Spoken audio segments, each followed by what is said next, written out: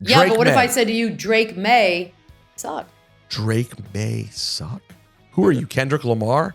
I watched that translator actually steal money from Shohei Ohtani during the press conference. Just reach over into his pocket and steal his wallet. I have never seen a coach on the straight to Fox News pipeline like Kim Mulkey is. And then there's Deion Sanders. Prime time.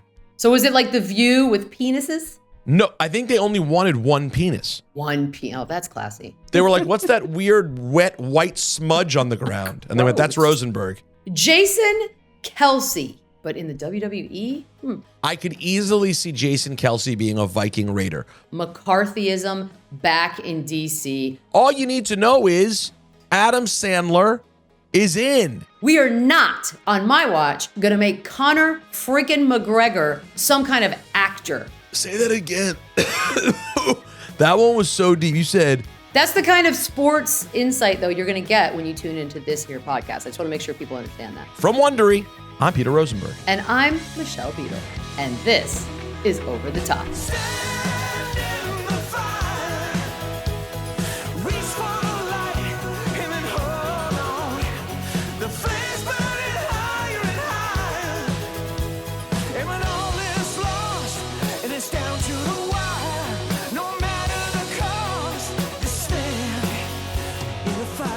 Here is how this show works. Best stories of the week in sports and pop culture face off. We're going to crown a champion and we're going to answer one simple question. What is the undisputed most important thing on planet Earth this week? We're going to decide it the only way we know how, using Royal Rumble rules. We'll start with two stories. We decide which one's more worthy to discuss and which one's got to go. After 90 seconds, a new story will be introduced, and we'll have to decide whether we want to keep talking about our current story or switch to the new one. We don't know the order of stories coming our way, but we do decide which ones get thrown over the top rope. Peter, what's first? All right, well, this is exciting. Here we go. First topics of the day. Opening day in Major League Baseball is Thursday, except for the fact that the season actually started last week when the Dodgers and Padres squared off for a 2-game series in Seoul, South Korea that nobody knew about in the least bit or possibly saw. And the other topic, stepping into the squared circle, after the strung together by duct tape Sixers handily beat the full-strength Clippers in Philly's first meeting with Harden since trading him, Harden left the Clips locker room before media was allowed in the room. Are we talking about bizarro MLB opening day or Jim Harden dodging the media? Man, okay. Well, I don't even want to do the baseball one because we're probably going to do it again next week when we have our second opening day. Does that sound about right? Yeah, but I don't know, because at the same time, Let me hear it. as little as anyone talked about opening day of Major League Baseball in Seoul, South Korea, in my world, it was actually still talked about more than a regular season game That's between true. the Sixers and the Clippers. And the feds and the IRS were probably all watching the Seoul series. So, you're right. James Harden, Jimmy H, whatever we're calling you today, over the top you go. Baseball, you're up. Peter, Again. This is stupid. Stupid. So, yeah, you're not feeling the opening day a week early in Seoul, South Korea? No, you want to know why? Because there's an easy fix. You want to do it this way, then you make the official opening day that first game internationally, but you butt it up a little bit closer to the actual opening day here stateside. So you could do a Tuesday, Wednesday. Stateside opening day is Thursday. Instead, we have this weird sort of week in between. It's just, talk about taking the wind out of your own sails. I don't understand what baseball does half the time. It is very, very strange. I understand the idea, of course. Okay, sure. It's just, if you want to do this, you got to do it smarter. Like, there has to be a better way you do it. Like, you do it a couple weeks earlier, and it's just part of spring training. And maybe you play a handful of games. Maybe you send 4 teams over, and they rotate against each other, and they have a little mini tournament in South Korea. But the idea of it being the regular season, while I don't think it's the be-all, end-all, and obviously my guess is Shohei Ohtani will come up again during the show. But specifically here, where it was Ohtani's debut for the Dodgers and no one to see it because it's the middle of the night in LA, it's weird. That's not true, Peter, because I wake up at 4:50 a.m. out here on the West Coast. So I happen to tune in right as the 5th inning was going on. Did that actually happen? Yeah. I'd forgotten there was baseball, and I turn on sports radio as I do every morning, and they were talking about it. I was like, oh, that's right. So which means I would have had to have probably gotten up around 3 a.m. It's absurd. Your alarm goes off at 4:50 a.m.? Yeah, I'm in my car by 5:15. Hence my smile. I don't know how. I actually don't mind it. I'm a morning person, to be honest. Wow. I don't know how you do it. Okay. All right. Well, it's the going to bed at 8 that bothers people. All right. Up next, the LSU Lady Tigers. Oh, I know where this is going. Advanced to the Sweet 16. But all the talk was about head coach Kim Mulkey's post-game press conference that included, thankfully, a 4-minute rant against that wily media where she threatened to sue the Washington Post about a forthcoming, quote, hit piece that Mulkey claims includes interviews with former disgruntled players of hers. Do we want to continue talking about Major League Baseball's opening day-ish? No. Over the top you go, baseball. It's Booyah. your fault. It's your fault for having a boring opening day. Give me Mulkamania running wild, brother. Karen. Oh, my. Karen of all Karens. Is she, by the way, I have never seen a coach on the straight to Fox News pipeline like Kim Mulkey is. Never have I ever. She's textbook, be mean, be an ass, get called out on it, have a report done about it, claim it's all false, attack, threaten a lawsuit, call somebody a name. Boom! I hit the, whatever you call the 8, the octagon of stupidity. I love when people get mad and call it a hit piece when they have real interviews with people they knew. If someone were to write an article about Michelle Beadle being the nightmare at a sports media outlet. You should say that. Yeah. And they interviewed one person, and they say one person, speaking on the condition of anonymity, said, and then they go on to write a really long article, all based on one person's negative experience. That to me would be unfair. It would be like, well, you're writing an entire piece and shaping a narrative on what could just be one bad personal relationship. Agreed. But if you go and do the work and talk to many coworkers and they all are like, let me tell you why I hate Beadle. First of all, stories. The drugs at work, the guns. The gambling, the prostitutes. If everybody has a story, I'm sorry, Kim, that's just, you're bad, bruh. Bruh, it was 2 years in the making. You think about how bad she knows she is deep down in her gut, that she is this scared of this story. Because we already know she's mean. She treats people horribly. She's homophobic. She doesn't really have her players' backs. That's the stuff we know already. So that's clearly not a big deal. She's this mad. Ooh, child. All right, wait. Up next, whose music is that? Is that Gene Steratore? Ooh. The NFL has unanimously banned the swivel hip drop tackle because of its potential to cause season-ending injuries. Dozens of NFL defenders immediately voiced their displeasure online, including Cam Jordan, who tweeted 4 vomit emojis. Speaking of vomit emojis, do you want to keep talking about Kim Mulkey and Mulkamania, or move on to the hip drop tackle, which I heard of every bit of 4 hours ago for the first time? Yeah, here's the thing. We could keep talking about whiny Mulkey, but I think we're going to have the pleasure of possibly talking about this again, hopefully next week, because the article will have come out.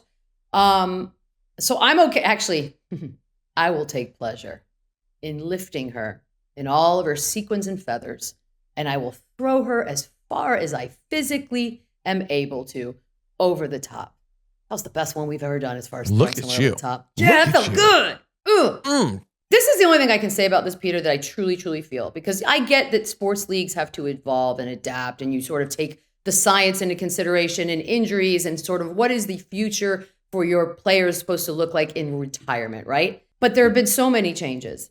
And for my money, when the players themselves are so quick to say, we don't want this, we didn't want this, you didn't listen, we don't want this, and then they have all the emojis floating around and the words, there's value in that to me about changing a rule like this. What do you think? What do you mean that them all showing such uniform anger about it means it's maybe a problem, or it means, no, maybe we really should be getting rid of this? It means no, don't change it, because the joke they're all making, and I think JJ Watt or TJ Watt or Bob Watt was like, let's just make it into flag football. So clearly the dudes who go through this physicality don't want this to be changed to make it what I guess is called, quote unquote, softer. So then why are we changing it? They're the ones that have to do it. We're just watching. Now, if you're doing it for you're giving more work to the refs. I don't like it, because I'm going to back the players on this one. Well, here's the thing. I mean, it would be interesting to hear a bunch of offensive players really give their take on it. So I remember seeing it a couple times this year. Mark Andrews for the Ravens had one. Yeah. There was another one in the Cincinnati game that was like, and you see it and you go, oh, that's a totally legal tackle, but man, that's dangerous, because the way that it's basically when you wrap someone around their hip, and kind of twist them down to the ground. And what happens is the defender's body lands on the back of their foot, which of course could be like tear their Achilles, rip their ACL. There's a lot of stuff going on there. The problem is, and listen close here, it's called tackle football. So if you can't hit them in the head, because we all want to avoid concussions, and you can't go low because you don't want to take out their ACL, you got to maybe go to the middle, and that's this. All right. So I just don't know what options you have if it's going to be, and I don't mean to say that callously, like, oh my God, I would hate to get injured in a way like that on one of those tackles, but I just don't know as a defender what you can do. It just seems kind of ridiculous. Yeah, I can't remember. Oh, Darius Slay was like, there are going to be a lot of missed tackles. And I agree. Look, it's a violent sport, one of the most violent on the planet. I don't know that these little moves are actually making it safer, or perhaps more unsafe, given the fact that guys now have to think about this. They may tweak their bodies in a way to avoid something. You know, you always hear from football players, former football players, that to tackle someone, you have to go full force. If you lighten up a little bit, injuries are actually more prevalent. So I'm not a football player. I know that comes as a shock. But when that many of them are vocal about this change not being for them, there's something there. It's got to be. We listen to the people on this show, Peter Rosenberg. Fee, fi, fo, fum. Big boys are back. March Madness, the men's tournament went from a snooze fest to must-see TV, thanks to a couple of large gentlemen. Purdue's Zack Edey and NC State's DJ Burns. Do we want to continue talking about the changing of the rules, or switch to March Madness? I guess you're ready to switch to the big boys of March Madness. Well, I mean, I don't know what else to say about the football. Let's settle down. Let's make it a little. It's tough. It's supposed to be tough. You know what? That's fine. Let's get the football over the top and talk about these big boys, particularly DJ Burns, who the touch of his passes, he was giving me big Arvydas Sabonis vibes on Saturday night. I mean, is he not the sort of the feel-good kind of people find themselves pulling for? Because let's be honest, we are stuck with a whole lot of ones and twos. Boring. So now we've reached the part of the March Madness where it's like, you find a guy, you find a team, you rally around them, and you cheer for them the rest of the way. Realistically, is it going to happen? I don't know. But crazier things have happened. I love this dude because the stories about him owning vending machines and sort of teaching teammates and people that you got to keep that hustle going, keep the income flowing. I was like, yo, this dude's way ahead of all of us. So I will follow him wherever he goes. For the rest of your life. Forever and ever. Amen. I'm currently 23rd in a pool of 29 people. I have a men's and women's. In the men's pool, I am currently 149th out of 159. And in the women's, I am 12 of 12. Seriously, I just assumed that, like, if I'm just randomly guessing, sure, right? Like, how bad could it be? Was there really a difference when I used to pay attention and I would do all the research? And apparently there is, because I am awful. I really, really, really, really suck. No, you don't. I'm going to tell you why. Because I do the same thing. There was a time where I nerded out. Yeah, but you really suck too. I don't, but here's why I'm going to tell you. Should I be listening to you? Yes, you should, because I know that I suck, but here's why I suck. Because for the ones mostly that have advanced that were probably obvious, I didn't pick them, and it was out of pure spite, right? Like, I'm not putting Duke advancing on any bracket that I've ever done. No. Now, I know as soon as I do it that I'm going to be wrong, but sometimes pride is better than accuracy. I accept my fate, but I am proud that I didn't put evil teams advancing all the way. So are you saying that because I randomly picked Oakland to win their first round game against Kentucky, that I should feel like I basically won the whole thing in spite of the fact that I had Kansas in the final game and they're already gone? Oh, why would you have Kansas in the final? They have they're all injured. I didn't know. I was just picking names. That. I was just picking names. That's all right because 2 of my 4 are only left: North Carolina and UConn. I have them. Tar Heels. Okay. I have okay. UConn. I have North Carolina. I have Marquette. And I have Kansas, okay? And I literally am awful. And I'm in the same pool as my 16-year-old nephew, who is not a college basketball fan. He is second overall, and I am 23rd. And that's what I'm saying. Those are the guys that always win. Those men and women who just go, okay, they win. Period. I'm not comfortable with you calling my nephew a man. He's a grown-ass man. All right, up next, Kendrick Lamar dropped a spicy diss track. Ooh. Squeeze me? That appears to be aimed at Drake and J. Cole, featuring the line, "Fuck the big 3, it's just big me." Okay. Do we want to continue talking about the NCAA, which both you and I know nothing about? Or should we move on to Kung Fu Kenny, which at least I know something about? I do love Kendrick Lamar. I actually have a picture I have taken with Kendrick Lamar where we're sitting on a couch together, and I shit you not, it looks like I am somebody's mother who was just like, I'm going to sit next to this nice young gentleman while someone takes a photograph, and I will send it to you because it's brutal. That being said, March Madness, you're going over the top. Yeah, I'm sorry. I know, I'm sorry. I'm sorry. You've been entertaining, and you will continue to be so, hopefully, but I have questions here, Peter Rosenberg. How does this work? Is a dude just sort of chilling, living life, and then he either sees or hears something that strikes him, and he's like, I must diss them now. Is that how this works? No, it's more like this. The person's sitting there, they're minding their own business. Mm-hmm. Let me get their sound effects ready. Oh, dear. And all of a sudden they go, I have an idea. I must attack Drake. And then they're randomly struck by a bunch of air horns. And everything becomes crystal clear. Actually, not really. I think it's more like a long-term sort of grudge that exists between Kendrick and Drake. Why? Is it the writing thing? I think all of those things are just sort of a reason. You know, I think so. I am known as a big Kendrick guy, and I am a big Kendrick guy. I was a big supporter of his a long time ago when my words actually still mattered. And I lent a lot of support to him. Okay. And I have been very proud of the career that he's turned out to have. He's been amazing. I don't know that I fully understand why he's been bothered by the Drake thing. And I don't recall him ever expressing it to me directly. But what it appears like to me is he just sort of gets sick, I think, of doing the right thing and not getting the same level of accolades that Drake gets. That to me, it's as simple as that. Maybe there's a deeper friendship part of it. I mean, Drake did take Kendrick on his first major tour. They've done records together. There is history there. But to me, you know, when you have that line in the song where Kendrick says Prince outlived Mike Jack, where it's like he's kind of making a comparison that he's like the Prince to Drake's Michael Jackson. That's not a good comparison. They're both dead. Well, fair point, but you're going literal, Beetle. It's deeper than that. My bad. You know what I'm saying? I am not that smart. He artistically outlived him. It's not, if it's not literal, I can't deal with it. It needs to be literal or I'm not accepting it. That is the only, so rap with analogies you cannot do. I need you to be. No. You hear that and you go, why are you battling? Is he battling Michael Jackson? What's happening? Yeah, when I heard fuck the big 3, it's just the big me.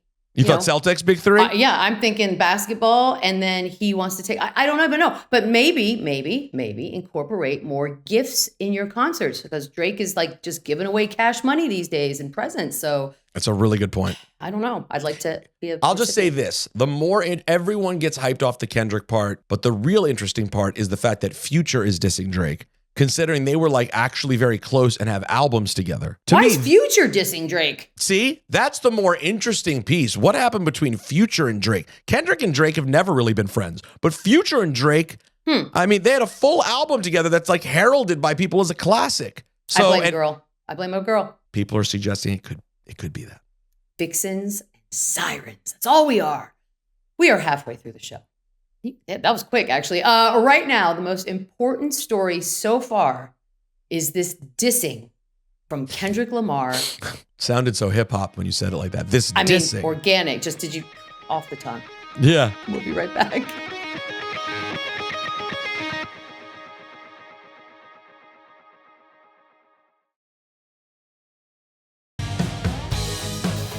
Welcome back to Over the Top.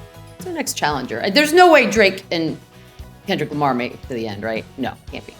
I mean, it's a big story in my world. Who knows? But let's see. Mine too. Who is that high stepping this direction? It's the biggest NFL draft story right now, and it's about next year's draft. What? Deion Sanders says certain teams will be off limits to Shedeur Sanders and Travis Hunter next season. Quote, I know where I want them to go. There's certain cities where it ain't going to happen. It's going to be an Eli Manning situation. Damn. Do we want to continue talking about K-Dot, Drake, and Cole, or move on to prime time? Yeah, you know what? As much as I could really wax poetic on Kendrick, Drake, J. Cole, and now I guess Future's been thrown in as well, and I do have hours and hours of information. I'm going to go ahead and throw them over the top because, man, there's parenting, there's coaching, there's agenting, and then there's Deion Sanders. I don't know if I love this or like this or hate this, Peter. By the way, that is like perpetually how I feel about Deion at every moment. Right. I like go back and forth between, like, even when I was watching Colorado last year, I would be like rooting for them, like, this is awesome. Yeah. And then rooting against them, like, I just want to see you lose. And like, I cannot, got your wish. I cannot make up my mind. Have I ever told you the story? Oh, yeah. I mean, as for the Shedeur Sanders thing, is it a good or bad thing for a coach to come out and say, hey, before the season even starts, just so you know, these guys are only No, it's not a good thing. That can't be a good thing. I can't imagine. Leverage. I can't. And the league can't like that. That's just not good. It's not. And you're not making things easier on your kid or Travis Hunter. It doesn't come off great. And by the way, you guys were so bad the second half of the season. And it's just. Did I ever tell you about the time that I auditioned for a show and Deion Sanders was also auditioning for the show? Go on. In the beginning of my foray into sports 6 or 7 years ago, when I was doing all kinds of different stuff to, like, I don't know, see what I could find. I auditioned for it was like a men's, it sounds like such a horrible idea in retrospect. I'm so in already. What is this? It was like a men's kind of daytime talk show. No, it wasn't a men's daytime talk show. Yes. It was a daytime talk show, but they wanted a men's angle. Okay. So was it like The View with penises? No, I think they only wanted one penis. One penis. Oh, that's classy. So I don't remember who the women are, although they were notable. Like, it would be really funny to, if I should have written everybody down. I met so many random people on this show. The worst story you've ever told. Okay, hold on. Hear me out. So auditioning for the penis were myself. Deion Sanders. Interesting. You know the really famous country syndicated personality Bones Jones or something? What? Johnny Bones. The MMA fighter? No. The syndicated country radio star. Blake Shelton? Oh, that guy that was on Dancing with the Stars. I never knew who he was. Something Bone. I know who you're talking about, but I still don't know who he is. Yeah. But anyways, him and other random people. I had so what they would do is they'd bring you into the mix and you'd like do a session. And then they would like, we're going to do a chemistry test and switch you out and mix the other person in. In one of these sessions, I got thrown in with Deion Sanders. So we were both Bobby Bones. Bobby Bones. I thought it was an alliteration. Go on. So when Deion and I got through, I thought I'd been doing pretty good. And when I got thrown into the thing with Deion, I literally was just like, I can't compete with this man in anything. He is so unspeakably dominant and charismatic in whatever he's doing in that moment. Mm-hmm. It's hard to explain. I just melted and just like, he's funny, more Deion. I'll show myself out. Just give him the job. I rolled off the set. Like, I just rolled out of my chair and off to the side. And they were like, what's that weird wet white smudge on the ground? And they went, that's Rosenberg. He lost to Deion. He's very self-aware. He will show himself out. Yeah, he knows there's no competing against this gorgeous man, who, by the way, looks the same now as he did when he was 24 years old. 100%. But I am on to him. There's a big difference between putting sunglasses on, and not. Like, I also look significantly younger with sunglasses on. I'm on to you, Deion. That is smart. I know. I should have done that now. If I do it now, everyone's going to know why I'm doing it. I should have been doing it for 30 years. Yep. Damn it. Big mistake. All right, Peter, you're never going to guess what this next story or who this next story is about. It's Jason Kelce, but in the WWE? According to The Miz via TMZ, a lot of Z's, he could be very dangerous in a WWE ring, not only with just the athleticism and the wrestling, which I think he can absolutely do. Do we want to continue to talk about Deion Sanders, who is laying the path for his kid and his dude, Travis Hunter, or we want to switch over to Jason Kelce? No, I mean, I think we've done enough on Deion Sanders, right? I'm fine with it. Over the top. Let's send Deion Sanders over the top. He'll have other things that he both amuses us and annoys us with over the next 6 months to a year. 100. And here's the question. Wow. Jason Kelce in WWE. Listen, he's a great talker. He's obviously physically gifted. Mm-hmm. It's kind of hard for me to picture what kind of, what he'd be like in the ring. I can picture him on the mic easily. I mean, he's a great talker. I'm trying to think of at first I was thinking the problem with the wrestlers that come to my mind is they were full on character, like the Wyatts, Bray Wyatt, may he rest. That was a full on Oscar winning character role. And that's what you're picturing when you see Jason Kelce, because the beard and the size.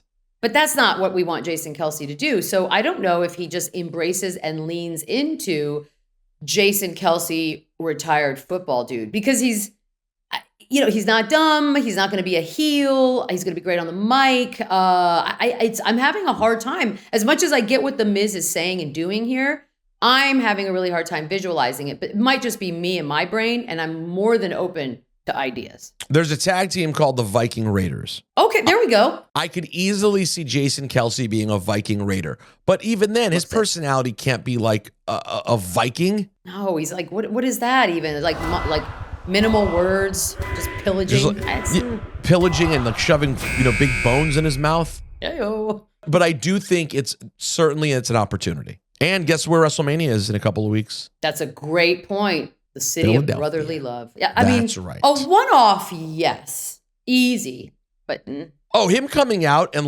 affecting the outcome of a match at this year's WrestleMania, absolutely easy. Yep, I'm in on that. All right, up next, the latest NFL draft rumor du jour comes to us from our nation's capital. No. Yeah, where my Washington Commanders top brass are reportedly considering taking Michigan quarterback JJ McCarthy with the second overall pick. McCarthy is widely regarded by draft nerds like our producer, Andrew Goldstein, as the fourth best QB in a 3 QB draft. Yeah, I've heard that a lot. I'm going to go ahead and call this hogwash. Which part? I just don't believe the 3? I don't believe they're considering it. I just don't buy it. I see what you're doing, the denial thing. Okay. Yeah, I'm in denial. Just days ago, it was all Jaden Daniels. And then what about Drake May? And now all of a sudden it's JJ McCarthy. I don't so does this mean you want to talk about it, or you want to continue to talk about Jason? What are we doing here? Oh God. Okay, first of all, we are picking it just simply because the graphic says McCarthyism back in DC. Chef's kiss, history buffs, amaze. Jason Kelce, you're out of here. I don't know who did this one today, but you should have a race. That being said, this is your team, Peter Rosenberg. And if you want to blame someone, it's Harbaugh, Jim Harbaugh, who has been doubling down this week on how great he thinks this kid is. And let's not forget, it was mere months ago when he was telling everybody that he was the best quarterback to come out of Michigan ever. News note, Tom Brady. So I don't know what his angle is here with McCarthy. I am just blown away by this and very, very happy and grateful that this is not my team and that I don't actually have a team.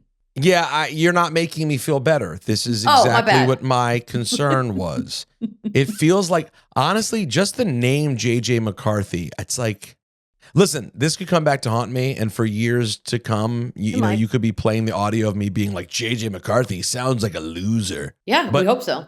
But he sounds like a loser. I just don't see it being an NFL. That's not an NFL. Jaden Daniels, that's an NFL name. I can see that. Oh, you're going okay. But Drake May? He's got the name Drake. And May, great season, great artist, great season. Yeah, Drake but what May. if I said to you, Drake May suck? Drake May suck? Who are you, Kendrick Lamar? I mean, it sounds like I am. Knew it. I knew I was cool. I knew I was. I'm just saying, maybe if for your sake, I hope we are all wrong and Harbaugh sees something that the rest of us don't see because, Tom Hardy, he always looked great, but Tom Brady Touché. didn't look like much to write home about in the beginning. And here we are. Yeah, but Tom Dynasty Brady later. wasn't going to get picked with the second overall pick. Am I right? Up next, damned alligators just popped up. Happy Gilmore Dose is officially... No way. Why are you shaking your head? I'm not even done. No way. He's officially moving forward with Adam Sandler and Netflix. Do we want to continue talking about JJ McCarthy and Peter's Commanders, or are we switching over to the latest Hollywood reboot? Get out of here. Get everything out of here. Clear the docket. Clear what's ahead. Clear what's behind. It's Happy Gilmore Radio, baby. Over the top you go, JJ McCarthy. All you need to know is Adam Sandler is in Happy Gilmore 2. And there's going to be like a touching Carl Weathers thing that's included because Chubbs Peterson, of course, is no longer with us. I mean, look, the first draft of the script has been written. And that is according to Shooter McGavin himself, Christopher McDonald. Really? Said he saw him a few weeks ago. Yeah, this is all a thing that's happening. I don't have a single negative thing to say about this. Like, I get it. People don't like sequels. And sometimes they're done horribly and they suck, or they don't even have a single original member of the cast. But if this goes the way it seems like it's headed, I'm 100% in. I'm wondering if Julie Bowen remains on. Like, did she and Happy get married and have kids? Oh, it's a great question. I mean, did they do that? Or is he divorced now, maybe an alcoholic, and he's trying to figure out a way to make some quick cash? This could be anything. There's so many ways you can go. That's what I'm saying. This is such a great opportunity. It's a great opportunity. This is the kind of movie that should be redone, not Roadhouse, which I watched this weekend. Bro. That's right. I watched it. No, it's... Yeah. I actually... Can I tell you the truth? I enjoyed Roadhouse. God, you are... Okay, now I'm going to... No. You take yourself too seriously, Beetle. I take myself too seriously. I sat in bed with my wife. And well, that just goes to show the newlywed time is over. Because that's what you guys are doing now. It was fun. Did you see the original Roadhouse? It wasn't exactly The Godfather. Did I see the original Roadhouse? Yeah, it was a shirtless Patrick Swayze beating people up. This was a shirtless Jake Gyllenhaal beating people up. That is the highlight. So what? Jake Gyllenhaal looked like an ice cream cone. Delicious and yummy. But the rest of that garbage, what is that? And by the way, what do you expect? I mean, we it's are Roadhouse. Here's what we're not going to do. We are not, on my watch, going to make Conor freaking McGregor some kind of actor or star. He's unlikable. He doesn't even have to act to be unlikable. Perfect. I don't like him. I don't like seeing his face. I don't like anything about it. I hear you, but that's what made him the perfect hateable heel villain in the movie. There are better actors that we all want to hate. The real actors, not whatever that was. No. All right, guys. 2 MLB stories in the same episode? Can't happen. Huh? Well, we have to. And guess what? I got a hunch this one may win. The face of baseball, Shohei Ohtani. He does it all. He can hit, he can pitch. And now he's caught up in some cockamamie gambling scandal. Oopsie. Ohtani may or may not have paid $4.5 million to an illegal bookmaker in California to cover his translator's gambling debts. Of course, according to Shohei, he never agreed to pay off the debt or make payments to a bookmaker, and he is, quote, beyond shocked. Do we want to talk about whatever we were just talking about? Oh, that's right. It was Happy Gilmore 2. I forgot. Or Shohei Ohtani. I'm thrilled. I cannot wait for Happy Gilmore 2. We could throw very gently, because I don't want anything to happen before the actual shooting of the film comes out, Adam Sandler and company over the top rope. I've been waiting to hear about this from you, Peter Rosenberg. I've been talking about it nonstop for days.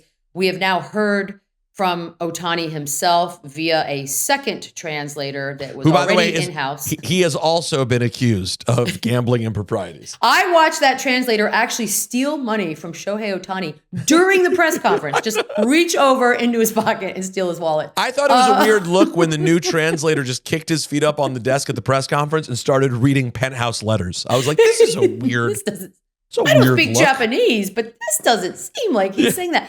Look, this story and I am a cynical asshole. I believe almost nothing. I'm having a hard time with this one. And I know everyone's like, say it ain't show. Get it? I find it very hard to believe, Peter, that he's just completely, totally guilt-free and innocent in this one. Now, whether it's just a matter of he knew what it was for and he was just helping a friend. Okay, there are levels to what I think he may or may not be guilty of. But just the simple fact that the denial has now officially been issued twice, that the friend has officially been dismissed and thrown under the bus wholeheartedly makes me a little uncomfortable. So I hear you. Mm-hmm. But as someone who has stolen $4.5 million. Thank you. As someone who's been in the hole $4.5 million. Dang. I'm just kidding. I'm not Craig Carton. I'm Peter Rosenberg. And you can find my shows on television and radio. No, as someone who has no idea what's happening with my money at any given moment. I mean, yes. I could be broke right now. I fully trust someone to handle everything of mine. If she decided, F it, I am sending $4.5 million to a guy named Johnny Hustle, then she could be doing that. You know, Fast Edey. She could be doing that. Yeah, my person. If she wanted to send, I mean, she couldn't send $4.5 million because it just wouldn't be there. But if she wanted to send a gaggle of money to a guy named Fast Edey Inc., she could. She could. And in the end, I would go, oh my God, I can't believe that happened. I didn't even notice. Peter, that's a financial person. This is his translator / friend. So unless he gave him power of attorney, which why would he? Because I'm with you. But here's the other thing. Then that would be implying that a financial person on the Ohtani team is also in cahoots with the translator, Ipe. Well, here's the stinkiest part of the whole thing. Is what the hell, how could it be that there was no one else in Shohei's camp? Like, how would this dude, the translator, he's not your business manager. No, he's not. So how did he send the money? Thank you. And then if someone else did it, like it was, the business manager did it. Shohei Ohtani's not Peter Rosenberg. He doesn't have multiple people keeping an eye on that money. Like, there's not a handful of people who see, like, a lawyer, a wife, an agent, no one else. That's why I'm calling bullshit. It was 9 transfers to get to $4.5 million. 9. Put it this way. I, too, do not see my money and very well could have none right now. But I know for a fact that since the beginning that I've had people helping me, that not only do they reach out to me when a large sum of money is about to go out or did go out, they reach out to me when little things, like every month I get my statement, like, do you approve of all these things? We're going to pay them all off, yada, yada, yada. You're telling me that in the course of however long, that this dude just happened to talk somebody into getting $4.5 million sent over 9 different transfers. It doesn't make sense. I get what's going on. We don't want to lose Shohei Ohtani. It's a scandal. It's just hard to believe. You may be right. You might be right. I might be wrong, but I might be crazy. Please keep going. This is my favorite part of the show. You might be right. I may be wrong, but I might be crazy. Is that not it? Are you sure? You're destroying there were 3 lines. Do it again. First of all, the fact that you went to a Billy Joel concert recently, multiples, and you don't remember You May Be Right is like, I don't even know what the comp for this is. Oh, I know. You may be right. I might be wrong, but I also might be crazy. Nope. Again, not how the song goes. He does reference he's crazy and also you may be right. Okay. I may be crazy, but I just might be the lunatic you're looking for. Turn off the lights. Mine's better. Don't try to save me. Wow. I think you could add a line in there and just make, put that song over the top. Look away, Jayhawks fans. Ooh. Face of the first weekend of March Madness was Zack Gohlke, who hit 16 threes in Oakland's 2 tournament games, including going 10 of 20 from 3 in Oakland's first round upset of old Kentucky. Sadly, though, eliminated in round 2 by NC State. However, Mr. Gohlke immediately cashed in with not just 1, but 2 NIL deals, TurboTax, and Buffalo Wild Wings. Woohoo! Listen, come on, dude. Listen, I love Gohlke. I love, you know what I say? F Mulkey. Give me Gohlke. You know what I'm saying? It's close. You're making it work. I love Gohlke. I love his Widow's Peak.